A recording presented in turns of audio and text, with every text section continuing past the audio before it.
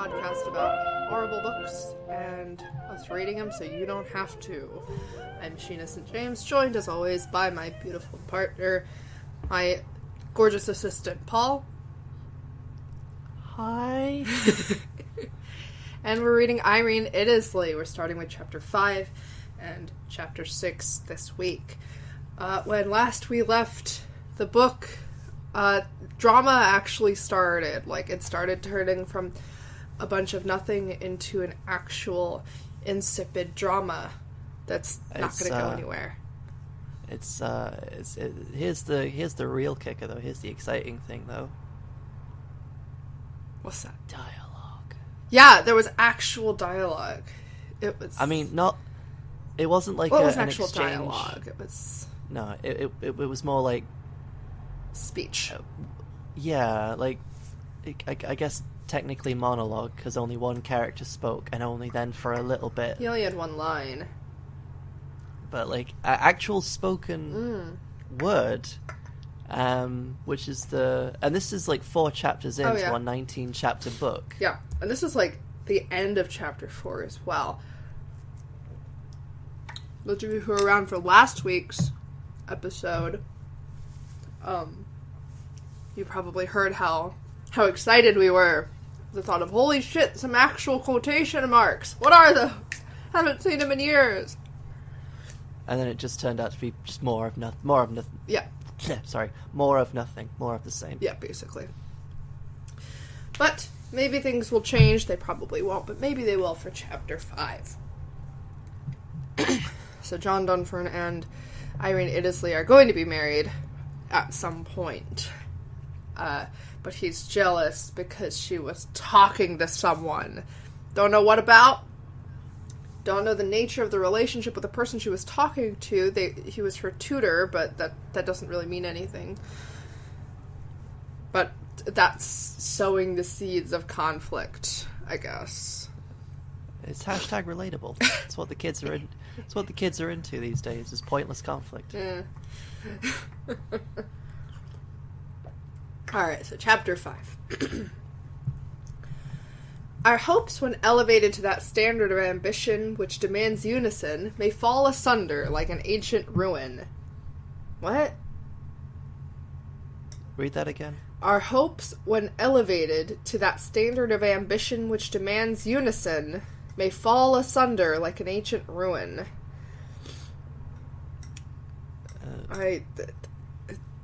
It's wrong to be hopeful about anything. I think I'm not sure what she's trying to say exactly. She kind of elaborates, but not really.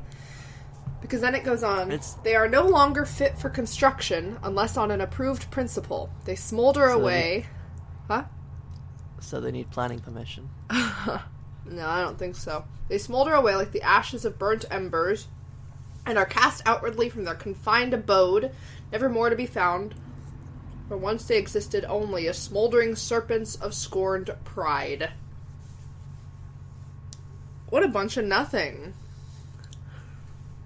I mean, yeah. I feel like we need to be careful how often we say that, because it seems like every episode we're wow, she really did write that. She really wrote nothing. Yeah. Well, it's what's the... I'm not really sure what her point is with that whole paragraph. As all I got is, it's bad to be hopeful. Unless you have planning permission. I don't think that's what she's trying to say, but... Oh, no. I nothing of my reading is trying to get an accurate perspective on what's being said. I've just... This is just me trying to decipher it. Oh. This is a surface level. Oh, okay. You know? I don't... Yeah, because what I'm getting from this... Alright, it is... I guess she's assuming that the reader has some kind of emotional investment in Irene and John's relationship. And that, you were hoping things would be going well, but they won't. Yeah. It's a very long-winded way of doing it, and she likes the idea of hope smoldering away as well. Yeah, she says it like 3 different times in different ways in one paragraph, which is it's a little it's pointless. This is the biggest problem I have with what's the author's name again? Amanda McKittrick Ross. Yeah, she keeps using noun phrases like standard of ambition, and then just obfuscates it by using more words that don't fit. You know, like they are no longer fit for construction unless on an approved principle. Approved in what way? Yeah. You know, it doesn't really make a lot of sense. Just on a reading comprehension level, there's no real substance to it. Yeah. But anyway, actual shit starts happening. Like, she actually starts going back to talking about the plot, so... Oh, no more, like, metaphorical floundering. No, I'm seeing the very next sentence, because again, as always, this is a blind read, so I have no idea what I'm getting into, except for, like, the very next sentence. But this is just what I'm seeing next. The little chat that Irene apparently enjoyed in the conservatory would gladly have become an act of forgetfulness on her part had not Sir John reminded her of its existence a few days afterwards. Really? That is just... what an annoying thing to do. It's like, how dare you talk to someone you have an established relationship, like platonic relationship with. And it's like, it wouldn't have been a problem, except he made it a problem. It's just like, dude, really? Are we supposed to be sympathetic towards this guy, or what? Because I'm not right now. No, it just comes off like a twat. Yeah. I'm hoping he gets eaten by crocodiles or something. It's like I'm reminded of... what is it? I remember hanging out in a bar with like a couple, and the guy went to talk to the people at the bar, and I hung back with the girlfriend component of the couple. And then, like, when the couple left, I got interrogated, like, why were you talking to them like that? Why, like, I was literally just sitting next to them. Oh my god. They were like, why were you, what were you doing with Mike's girlfriend? And it's like, what? Well, like, Sam, Steve-O, you guys need to slow down. Oh my god. It's like, you're a boy. Explain yourself. Yeah, it's like, have you never had an emotional connection beyond, like, the romantic... or sexual. With a woman before? Apparently not. No. Very strange. I mean, if I'd been, like, straddling her, maybe they'd have had a ground to stand on. Yeah, maybe. That would probably do something. But I wasn't, and they didn't. Sex through the mouth. You're talking. Yeah. It's sex through the mouth. I mean, this is all a very long-winded way of saying that, like, Mr. Dunfern is being a poop. He is. He needs to go home and have a dignified wank. The spark of jealous passion had not fully died out after the incident referred to. Passion? Incident referred to! She couldn't just say after the incident. No, it's like the one that I've referred to. It's like, what is this, a legal document? But, like, passion. Like... It's like, oh, I don't think you should talk... why are you talking to your tutor? Why have you abandoned me? That's not passion, that's pettiness. Yeah. Anyway, the sentence isn't over. Amanda McKittrick Ross has never had a relationship in her life. Apparently. Well, no, she was married. Really? Yeah! Was she awake for it? I assume so. Alright, okay. Anyway, Jealous passion had not fully died out after the incident referred to. And waiting silently its decease, Sir John had almost had grown a mourner to its imagined demise, following its undying remains so far as the Village of Opportunity, when it was again to revive and shine as luminously as before. Is he talking about... I'm really confused. I think so. You know, it says, jealous passion not fully died out after the incident, and awaiting silently its decease. So John had almost grown a mourner to its imagined demise. So I guess he's sad that he's not jealous. I don't know. And apparently it's about to revive and shine as luminously as before, because that's apparently a trait that... that's apparently the right way to characterize jealousy. Yeah, those are pretty positive words, so I'm really confused. Okay. It happened about 3 weeks preceding the day set apart for their holy union, on Sir John arriving at the castle. He was informed of Irene's recent exit, and gently turning away, he resolved to have a stroll in the tastefully laid-out gardens, with the sole object of meeting her. She could have just said gardens, and the sentence would have had the same impact. Well, I mean, it's already a mess. Like, I get it. You've got to... It's a run-on sentence. Like, I get that she has to elevate rich people at every point possible, but, like, not everything has to be... pebble. Yeah, not everything has to be, like, a huge, like, noun phrase. Not every... Not every noun has to be preceded by, a shitload of description. Oh, yeah. But I that is probably, like, one of the most childishly written run-on sentences I've seen in a while, though. You know?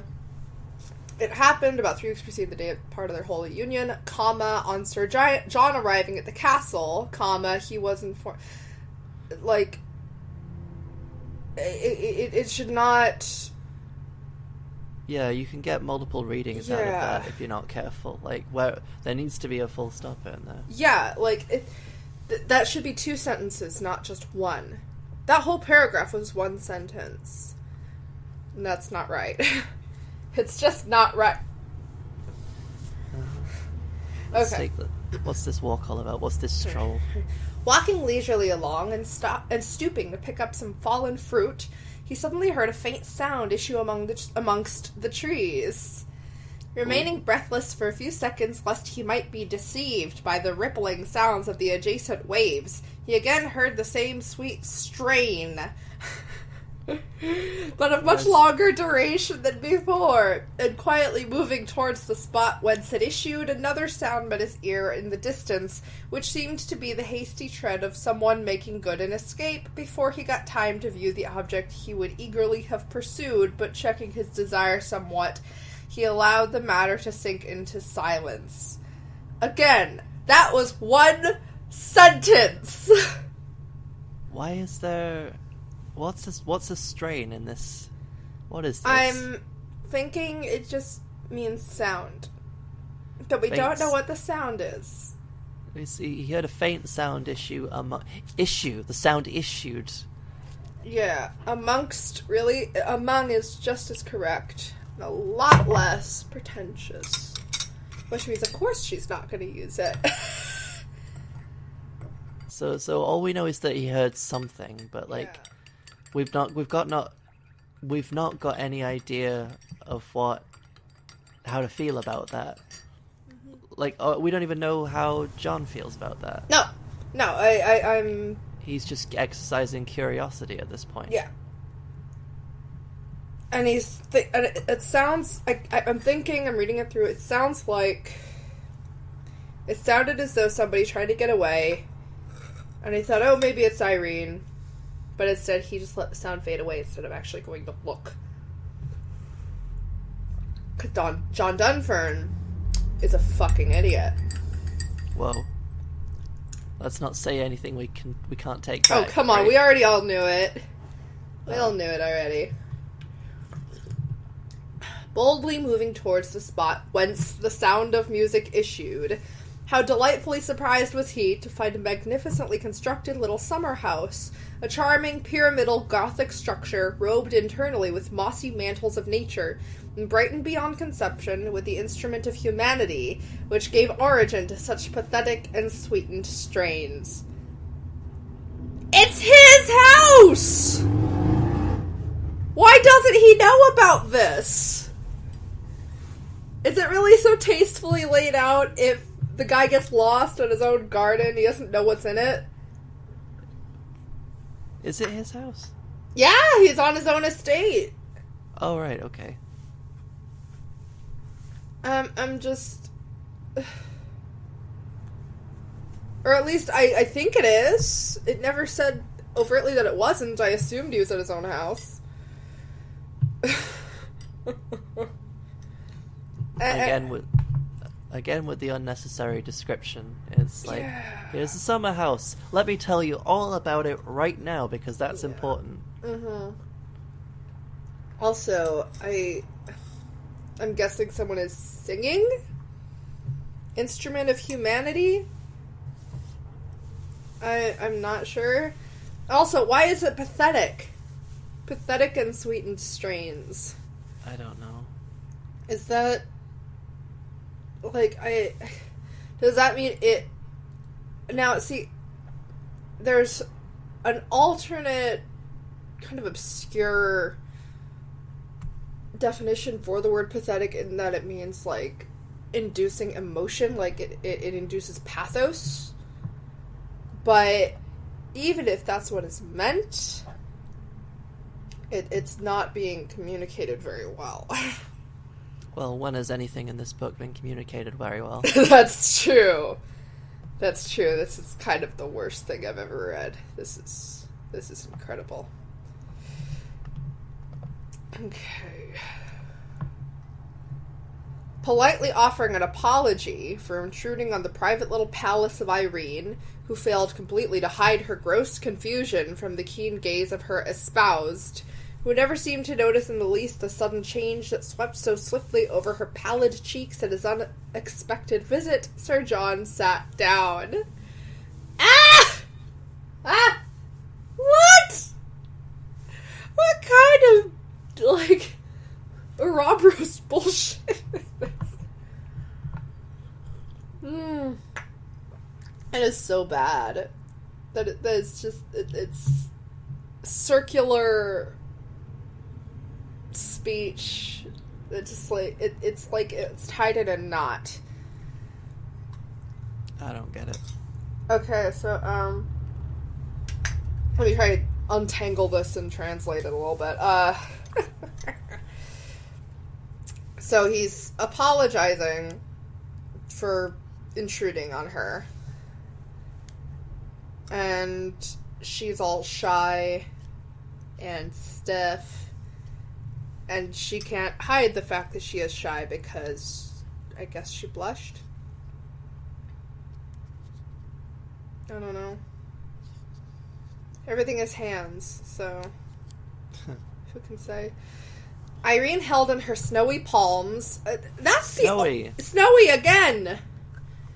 So literally the only thing we know about her is that she is very white. We still don't know what she looks like. Again, snowy palms. So we still don't know much more than a very white hand. Yeah. Oh, she has pallid cheeks. Oh, okay. But those could be butt cheeks because hand ass. Oh, yeah. We're keeping that rolling. Oh, yeah. Everything is hands, including asses. A roll of Italian music. Yes. Which she earnestly endeavored to conceal from his penetrating stare. Probably on account of the words contained therein, which forever would be unknown to his varied sphere of knowledge, and which would undoubtedly have betrayed her feelings, never dreaming that they should strike other ears than those for whom they practically were intended. What? What? I don't know what that means. Like, maybe... Like, is she actually cheating on him, or what? I think so, after a fashion. Like, they're not even married yet, are they? It said espoused, but... It's like, which would have undoubtedly betrayed her feelings, never dreaming that they should strike other ears than those for whom they were practically intended. Yeah. I'm guessing that's hinting it. It's a bit clumsy. Yeah, so it's 3 weeks before their marriage that this is happening. So I'm thinking, why would you continue to be engaged to someone, 3 weeks before their marriage? So I'm thinking, why would you continue to be engaged to someone 3 weeks before their marriage? So I'm thinking, why would you continue to be engaged to someone 3 weeks before their marriage? So I'm thinking, why would you continue to be engaged to someone if you're gonna cheat on them. So I don't think that's what's going on. Unless Amanda McKittrick Ross is one of those people that just hates other women. You know? And is just convinced that they're all, like, wicked slatterns or something, you know? Who could say? Certainly not me. Perceiving her great excitement at the unexpected appearance of him, whoever afterwards kept his jealous thoughts in silent motion, he absolutely evaded making any inquiry whatever, or slightest allusion to the name and nature of the parchment she so firmly retained.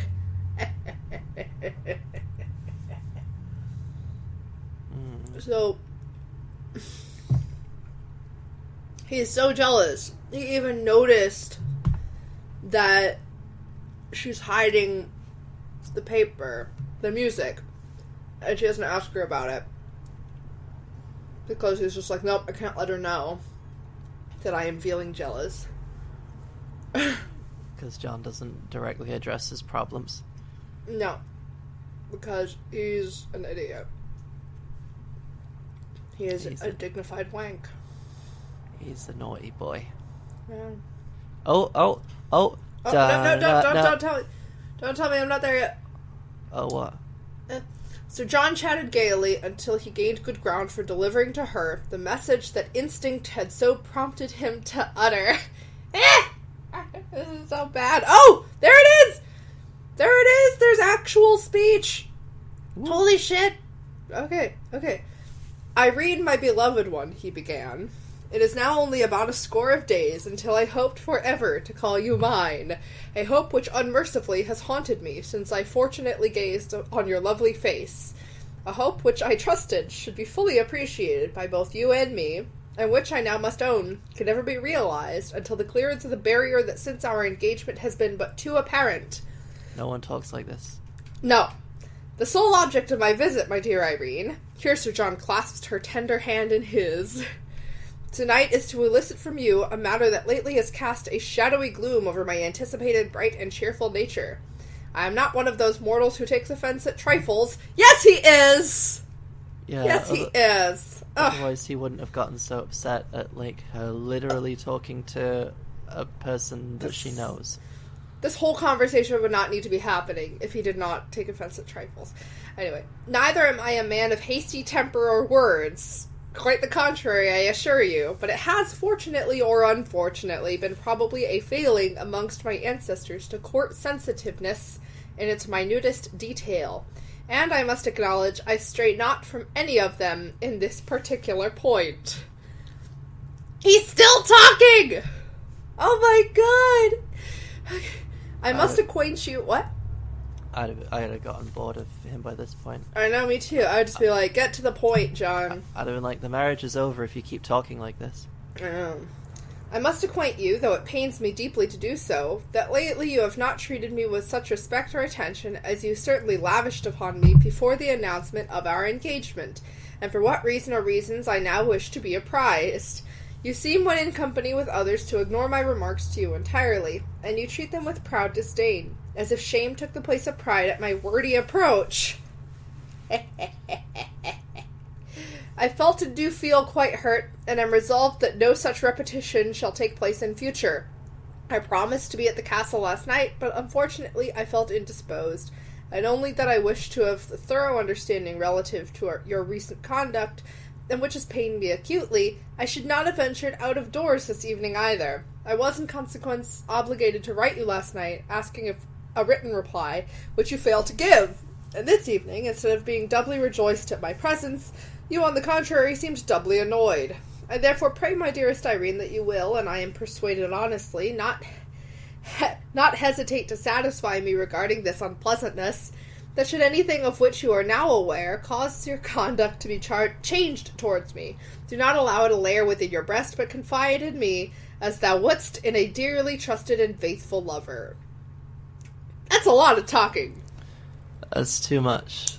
That is way too much. That's like... It's like she realized, oh shit, I haven't written any dialogue in the first 3.5 chapters. I should make up for all of it at once. It's weird though, like same time.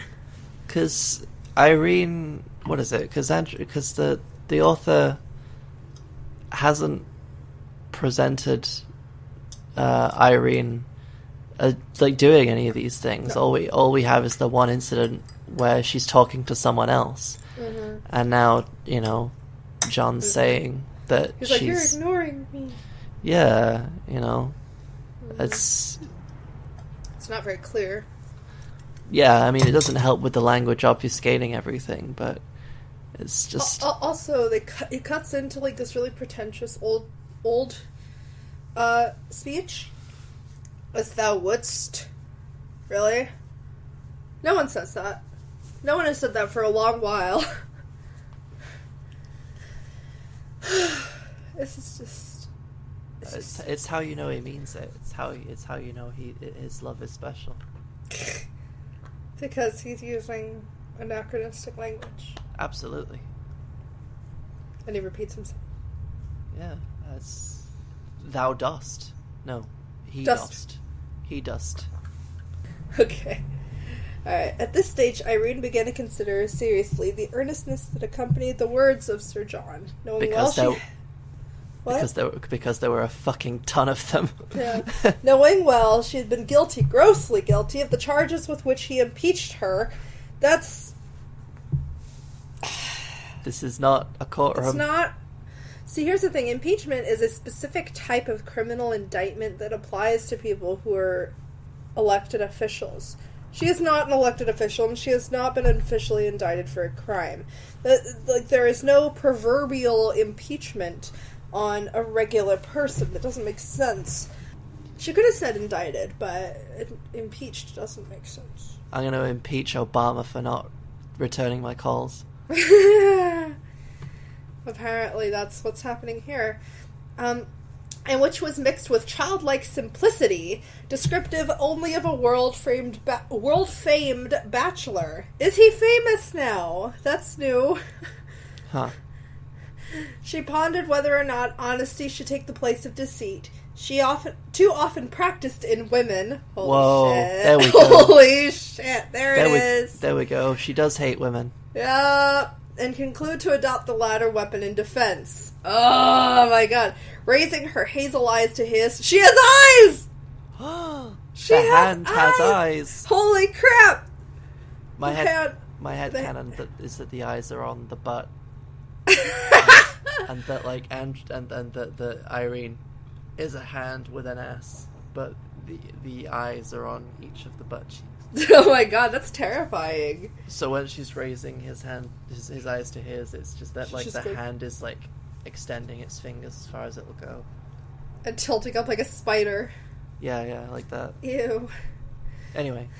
And clearing the weft of truth that had been mixing with the warp of falsehood to form an answer of plausible texture, fringed with different shades of love, she thus began. 50 Shades of Love. Oh my god, this is so bad. This is so bad. This is how she writes dialogue! Well, next time I lie to you, you'll know that I am clearing the weft of truth. Yeah. And I love how she has to describe in like a sentence and a half, she decided to lie. Yeah. Now, why is she lying? We don't know. It's because women lie all the time. Oh. Apparently. Yeah. Except me! Yeah, that's what I'm getting from this. Yeah. It's like, it's like the Mean Girls thing. Like, all girls are catty bitches except me. Yeah. Or it reminds me of like Wendy Oldbag. You young whippersnappers, I used to be amazing. Like that's... I should point out I've never seen Mean Girls. No, but that perspective is addressed in the movie. Okay. Thus began. My dearest and much beloved, I assure you, your remarks have astounded me not a little. It's just saying they haven't astounded her. Your words sting like a wasp, though. I am quite convinced unintentionally. Though I am quite convinced unintentionally. You are well aware that within a short period I will be marked out publicly as mistress of Dunfern Mansion, an honour revered in every respect by me, an honour to which I at one time dare never aspire, an honour coveted by many much more worthy than I, whose parentage is as yet bathed in the ocean of oblivious ostentation, until some future day when I trust it shall stand out boldly upon the brink of disclosure, to dry its saturated form and watery wear with the heat of equality. You are about to place me in a position which cannot fail to wring from jealousy and covetousness their flaming torch of abuse. Yes, Sir John, on me you have not ceased to lavish every available treasure and token of your unbounded love. You have been to me as life's... yet not only a loyal admirer, but a thoroughly upright and estimable example of life's purest treasures. You have resolved to place me by your side as your equal, whilst wealth in boundless store is thirsting for your touch. You have elevated my unknown position to such a pitch as to defy taunt or jeer, and at any time, if I may have seemingly ignored your advances, it was purely want of thought, as not through any underhanded motive or scheme whatever. I assure you, your allusion to my verbal answer last night is very pronounced, and may be overlooked on the ground of pure disappointment. Our time of singleness is now short, and begging your forgiveness for my seeming neglect or indifference, I hope the tide, which until now has flown so gently, may not be stayed on the eve of entering the harbor of harmony, peace, and love. Ugh. Ugh! God, no one talks like that! Like, in the past day, I've taken a train, a bus, and then another bus, and then... An airplane. And then an airplane. So that took up all of yesterday, like, completely. And I feel like I just went through that all over again, listening to that dialogue. Yeah, tedious despair. Yeah, I the temptation is just to not analyze what it means at all. Just let it sit there. Like this is what Amanda McKittrick Ross. I'll remember her name eventually. Yeah. This is what Amanda thought people talked like, and yeah. I'm just like, I don't think there's a human being alive who speaks this way. No, or ever did speak this way. No. This is amazing. So basically, she's just saving face and trying to disguise what's really going on. I'm not prepared to analyze any of this. By saying, "Oh, I didn't mean to." Yeah, I don't want to pick this apart. I'm looking at that paragraph and just feeling sad. Yeah, that's just. I feel like I've aged 20 years just reading that. Yeah. Like, I'm dying, Squirtle. Oh. Okay. At the commencement of Irene's answer of lavishing praises and flimsy apologies, her affianced, is that a word? I guess so. It is now. Moved to the opposite corner of the rustic building to scan the features of her he wholly worshipped and reluctantly doubted. So, is the building rustic? Or is it, how is it? Or is it magnificently constructed? Charming pyramidal Gothic structure. Yeah, something about that doesn't say rustic, I have to say. Yeah. That is not what it means. She's starting to sound like a real estate agent, not knowing what rustic means. Yeah. Except when, real estate agents, they tend to, say rustic to cover up how shit it looks. Yeah. Rather than the opposite here. Mm-hmm. Rustic building. Yep. Okay. Continue? Yep. Every sentence the able and beautiful girl uttered caused Sir John to shift his apparently uncomfortable person nearer and nearer, watching at the same time minutely the divine picture of innocence, until at last, when her reply had ended, he found himself altogether unconsciously clasping her to his bosom, whilst the ruby rims which so recently proclaimed accusations and innocence met with unearthly sweetness, chasing every fault over the the hills of doubt until hidden in the hollow of immediate hate. Just say he kissed her. Just say that. It's like rims. Ruby rims. Rims. Ruby rims. That's really bad. This is a bit. I'm all I'm thinking is cherry red anuses. Ew. Well, there's an ass on that hand, so. Yeah, it's just met with unearthly sweetness. Like, what is that? I don't know. Or I love how until hidden in the hollow of immediate hate. What? Does she hate him now? I don't know. What is happening here? I don't. That is just. God. If I ever had a time machine, I would find Amanda McKittrick Ross, grab a dictionary, and smack her with it. And smack her with it. Yeah. I would just go, whoop! Read this! Read it! Learn what words mean! From top to bottom. Or even just like, I don't think she's read very many books. No. Because, like, if you read books, you get a sense of the context in which words go in. Yeah. So either she has and just thought, that's rubbish, I can do better. Or she just hasn't read very much. I don't think she's talked to many people either. No, I think, maybe her husband would get jealous. Probably surrounded by too many, yes men. Yeah. I don't know. There's, like... It's the only reason I can think of for this book turning out the way it has. Okay, chapter 6. The silvery touch of fortune is too often gilt with betrayal. Gilt means gilded, alright, which means covered in gold, usually, so... The silvery touch is often golden with betrayal. Yeah.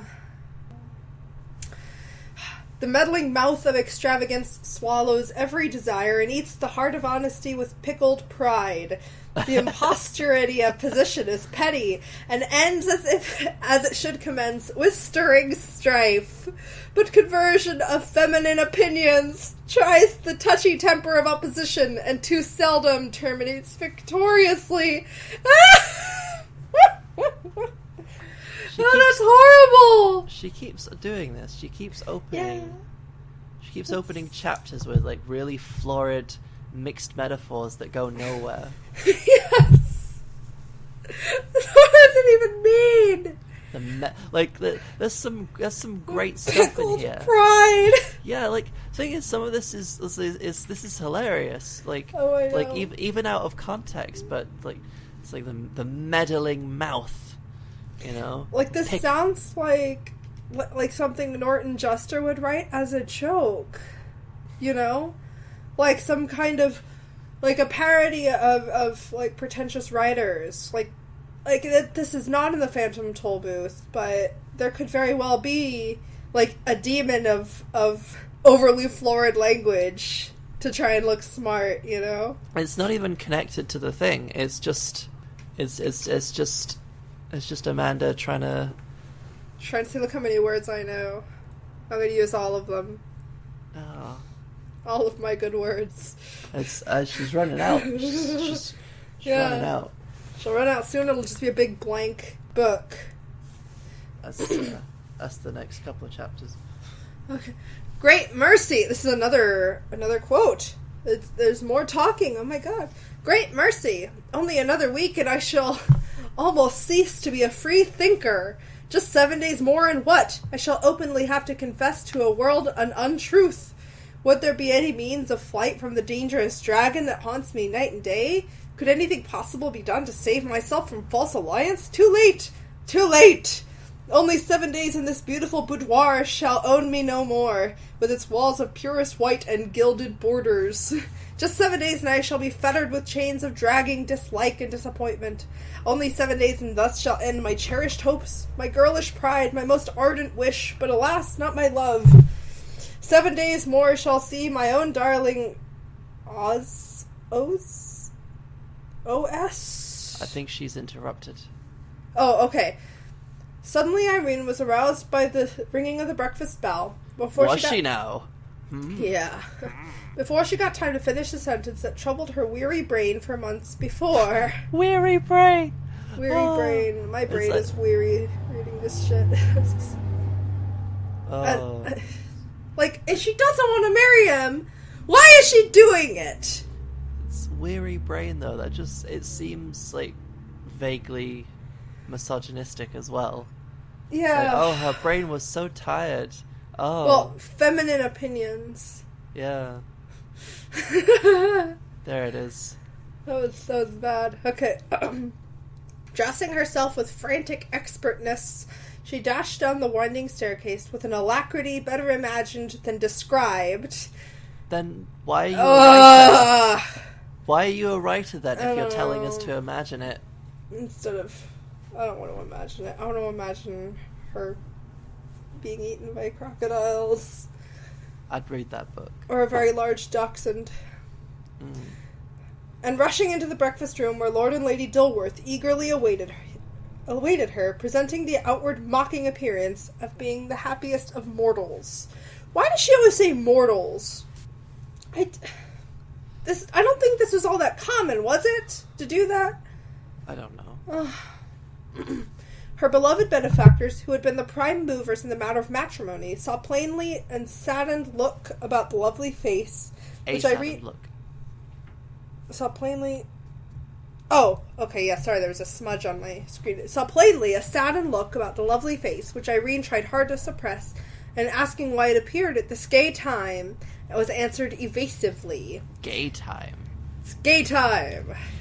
Dun, dun, dun, dun, dun. Indeed, Lord and Lady Dilworth were wholly ignorant of the present state of affairs, nor did Irene reveal at any time to Lady Dilworth her great hatred for Sir John, or her maddened desire to become the wife of a poor tutor. What?! That's so out of nowhere! That is so out of nowhere. If she doesn't like him, why is she marrying him? And if she likes this guy so much, why doesn't she get with him this is so stupid. I think... Oh my God. I think they're trying to say that the Dilworths... Yeah, prime movers in matter of matrimony. So, arranged marriage? I know, but she could always just say no. And it implied really heavily that she liked him. Okay. For frickin' ages. You know, this is so stupid. Maddened desire to become the wife of a poor tutor. A poor tutor. Yeah. Oh, poor as in status money. Okay. Yes. I was for a moment I thought poor in terms of quality, and I'm like, why does the author know that? I don't know. Also, I mean, it's... The implication here is that she wants him because he is poor, and I know that's not on purpose. That's just bad writing. But it's like, she could have said her poor tutor. Yeah. You know? As opposed to just... Or even just a tutor. Hmm. That would be easy enough, you know? Oh, my God, this is so stupid. Had she only taken into her confidence her whose wise counsel and motherly example were at all times a prompt step to decision, or had she only hinted to Lady Dilworth her manifest inability to return Sir John's great affection, matters would probably have reached another climax. But owing to the present precarious position, is that enough alliteration for you, in which Lord and Lady Dilworth stood, and as yet unknown to both Irene and other most intimate acquaintances, great was Lady Dilworth's desire to see Irene permanently settled, knowing as she did that ere the sun of another August day would flash its shimmering rays against the crystal stays of Dilworth Castle, she would be beyond easy access to Irene, either in time of rejoicing or sorrowing. Does that mean she's dying? Well, I guess. Or running out of money, maybe? I don't know. It's just this mushy word salad, you know? It's like somebody took a nice green garden salad and they stuffed it in the microwave. That's what this feels like, is just, it's mush. Preparations were at last almost completed for such an auspicious event. Invitations were issued numerously for the reception to be held at Dilworth Castle after Irene's marriage, but sparingly during the ceremony, all of which were mostly accepted. Costly, multiplying, and varied were the gifts received by Irene, enough to make a princess stare with startling bewilderment. Amongst the many, none came from Irene's tutor, Oscar Otwell. Oscar Otwell. So now we have another character. Holy crap. So how is Amanda going to make us give a shit about him? I don't think she is. And although he was the first to whom Lady Dilworth addressed an invitation, still there was no reply, much to the annoyance and astonishment of hostess on the one hand, and knowledge of Irene from the other. On the other. As verily it was not unknown to Irene that absolute indifference to facts seemingly of domestic importance was a positive point in Oscar, and never better exemplified than in the present existing state of affairs, which, sickly as it proved to Irene, was deadly so to Oscar. What in God's name does that mean? Absolute indifference to facts. But future facts had to be resolved, which undoubtedly would be treated with more comparative reference than heretofore by him who suffered severely, yea, acutely, from the blow struck him on the eve of aspiration and achievement. Love, alas! When smitten with the sword of indifference, dieth soon, but once struck on the tunneled cheek of secrecy with the hand of pity, there leaves a scar of indelible intolerance until wiped out forever with the curative balsam of battled freedom. Has she forgotten that this isn't the first paragraph again? God! She's gone back into mixed mushy metaphor land. That's all the whole book is mushy garbage.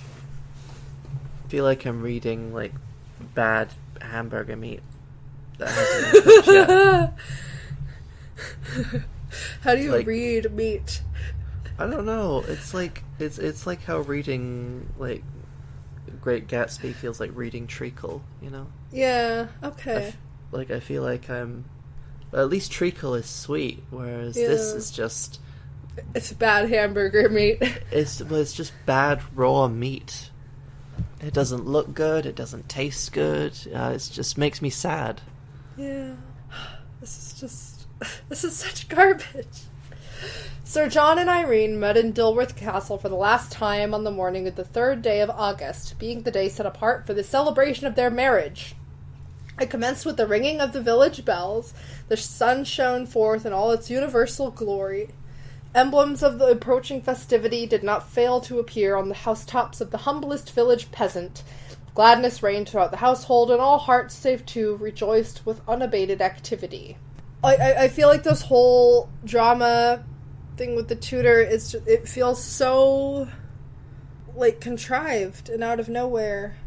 I mean, you mentioned that she's talking to the guy and stuff, but it's like, it doesn't mention that, like, what they were talking about. So it's like, we had no idea that he actually meant something to her until, like, right now. She's like, oh, but I'm secretly in love with him, and I hate John Dunford. It's like, why?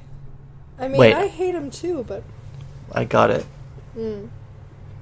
This is the book that The Room took inspiration from. It really does feel like The Room. Like, all it needs is for, like Oscar Otwell to go to like, protest to Irene, like, oh, but so Dunfern's my best friend. Yeah. All the time. Yeah. And there it is. The comparison is becomes more apt. They need Denny. Oh, yeah. What kind of drugs, Denny? They need a creepy Denny character. Yeah. I just like to watch you guys. I mean, really and truly, there need to be more things for there to be, like, more, like, parallels drawn, but that's... Yeah, that's the main plot, that's what this feels like. As far as poorly written characters, that's what it feels like. You know, this dude who's just like, I'm just the best guy, and then my girl betrayed me. Everybody betrayed me. I fed up with this world. John Yes. Okay. It was a morning never to be forgotten by Lord and Lady Dilworth, who on that day would be robbed of the treasure held firm and fast by them for the lengthened period of 9 years, and which they yielded up with hearts of sorrow, not because of the change in which Irene should have taken deep interest, but on account of the burden of trouble which loaded them with leaden weights of which they could not possibly free themselves. What does that mean? The intense excitement that for weeks before had found such refuge within their cherished and much-loved home had not long now to live. It would die on the doorstep of apparent bereavement, never more to appear within Dilworth Castle under similar circumstances. They knew well that the gnawing jaws of poverty, which for years had failed to expose their grinding power, had reached the last and only bite of sudden termination, and thereby stamped their marks of melancholy so impressively upon the noble brows of the worthy owners of Dilworth Castle that time could never blot them from observation. So I guess they're out of money. I suppose, but this is... Why don't they just sell their freaking castle and live in a normal person house? I'm more concerned about the author here. I just... They have walls of crystal. There's so much words to say nothing. Yeah. It's just, like, gnawing jaws of poverty and apparent bereavement. Of what? Bereavement of what? Who's died? You know? Yep. Anyway, keep going. As before stated, few were those invited to be present at the wedding ceremony, which was to take place about 12 o'clock noon. Sir John arrived at the castle shortly before that time, looking charming indeed, whilst Irene, though departing from the rules laid down by Lady Dilworth, demanded from all present remarks bordering on similarity. What? Just say that that she looked good too, that people said she looked good.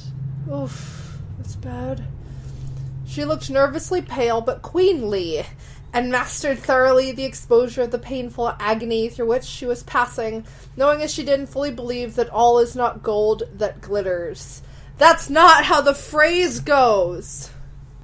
It's all that glitters is not gold, not all is not gold that glitters.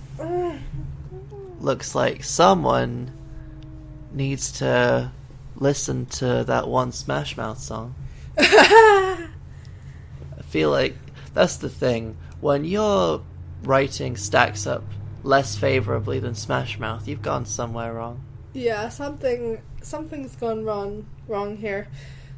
It may interest some, who, not me, to know that Irene silently and secretly resolved not to array herself in white. She was reconciled that neither the marriage robe of purity nor the too beaming wedding face was to appear before such devout and reverential church dignitaries as the Bishop of Bare Legs and Canon Foot. With highly impressed and open falsehood, as that practiced by her in the absence of laboring under such a solemn vow. Oh my god. This is bad. So we've got hand-ass, bare legs, and cannon foot. Yes. Excellent. What must have been the breathless surprise of Lady Dilworth chiefly, and those present also, who only the evening previous had been pouring such praises over the magnificent Duchesse satin gown, which eligible Parisian dressmakers pronounced their chief production of the season, when Irene appeared arrayed in an Irish poplin of the darkest visible shade of green, without either train or flower of distinction, not even a speck of ribbon or border of lace, and no ornament, only the valued necklace which graced her pearly throat, when first Sir John was tempted with her enhancing beauty to bestow upon her his choice collection of love's purest fragrance, which should cast the sweetest scent of mutual relationship throughout the dazzling apartments of the mansion she was about to grace. A lot of prep stared at me. I put my middle finger up. Yes! That's all I'm getting from it. Yeah.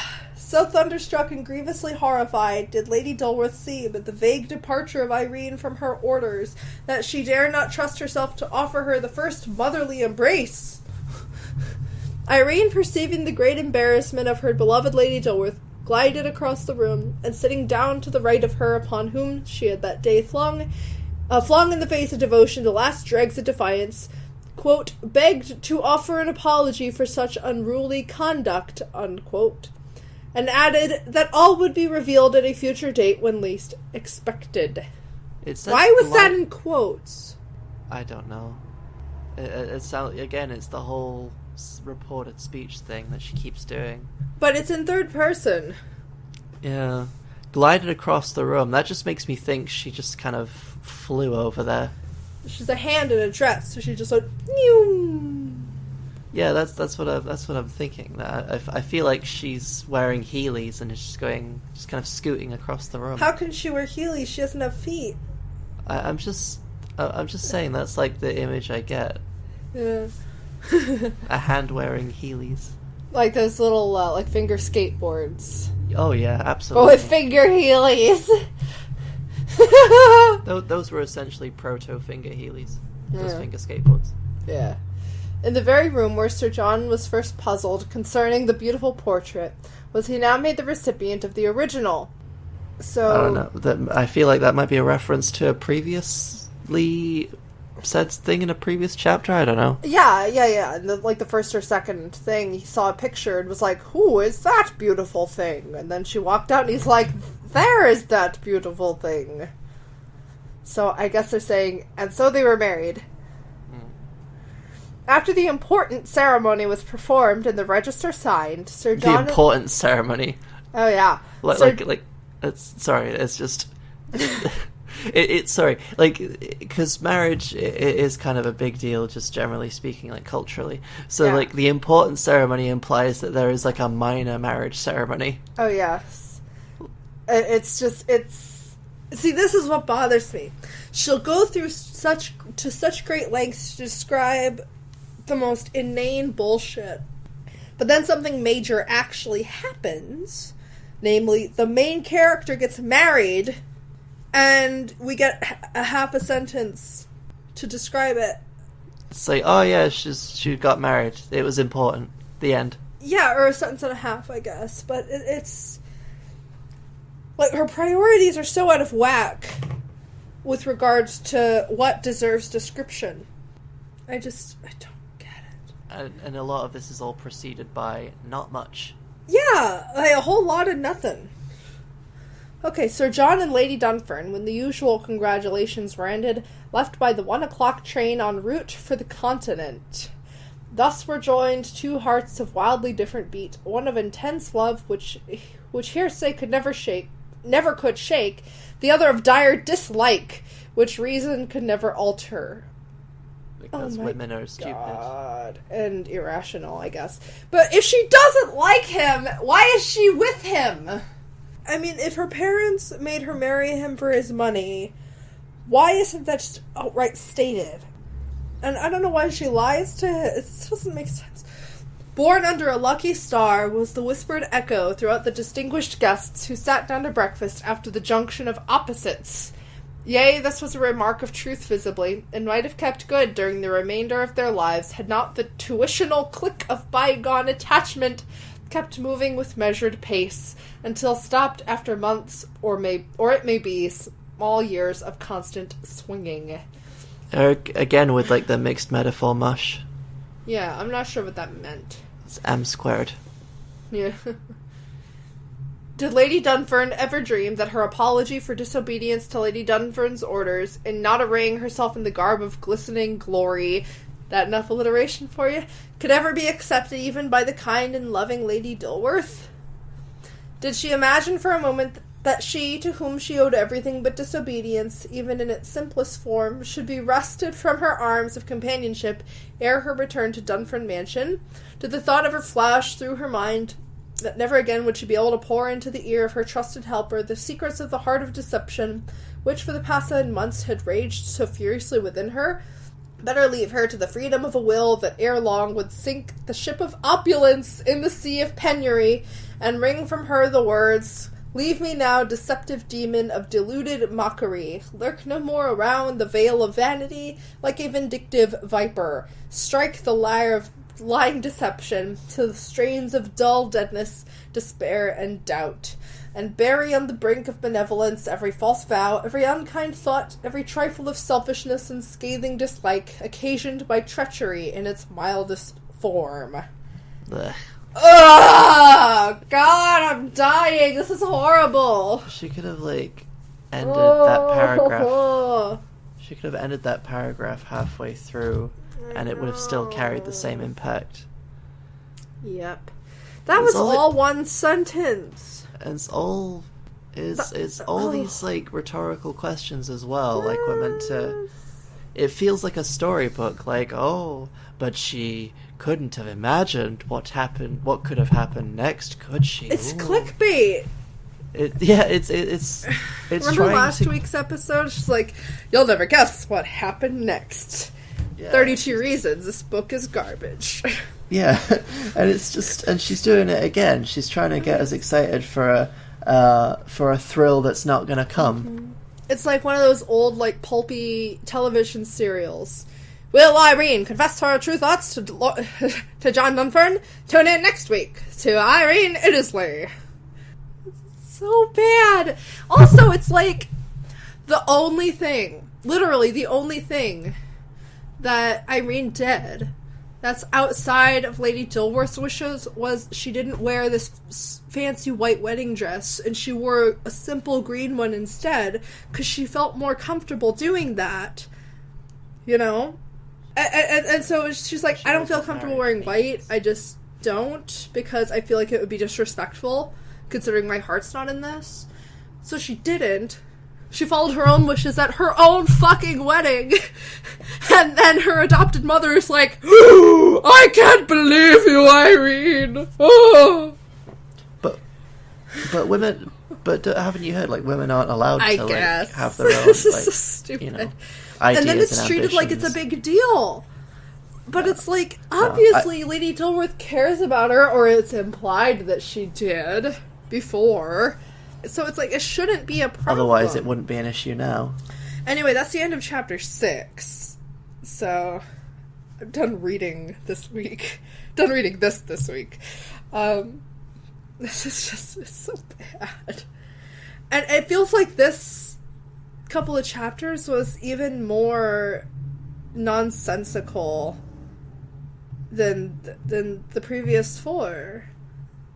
Like, it feels like it's getting more and more bizarre. I feel like the chapters are getting longer as well, which is scary to me. Yeah, that's a little disturbing. I'm really hoping that that they don't stay like that, because I don't want to do this for 19 weeks, you know what I mean? Like, I like the 2 chapters a week system that I got going on, because it's only a couple of months per book. Easy. You know, and the Eye of Argon will probably only take maybe 2-3 weeks. It's very short. Battlefield Earth will be longer, but that one is going to be a hell of a ride. That's going to be a nightmare. That's going to be a lot more fun to yes. That's because it's also insultingly bad to the reader. It is such a terrible book, because L. Ron Hubbard was a hack of the highest degree. Well, he had to get a religion for people to care about his books, you know. It's so bad. It's just... Oh no, I've imagined something horrible. I've imagined the birth of the hand. No! Well, see, it's not actually her mother, though. She's adopted. Remember? Okay. But someone had to, like, someone had to get a hand out of a